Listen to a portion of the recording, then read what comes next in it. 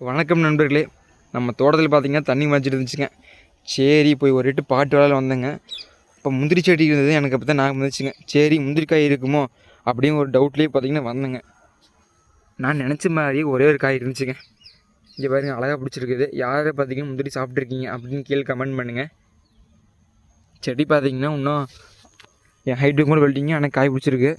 ஆனால் இதுலேயும் பாருங்கள், இந்த நோவு அதெல்லாம் பார்த்திங்கன்னா இந்த புழுவோடு சாப்பிட்ருக்கு பாருங்கள்.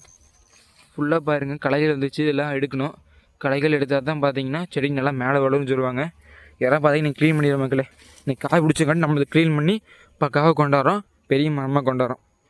இதே மாதிரி பார்த்திங்கன்னா யாராருக்கு தோட்டம் சொந்தமாக தோட்டத்தில் வந்து பார்த்திங்கன்னா ஒரு சின்ன கார்டன் மாதிரி அமைக்கணும் அப்படின்னு ஆசையாக இருக்குது அப்படின்னு கீழே கமெண்ட் பண்ணுங்கள்.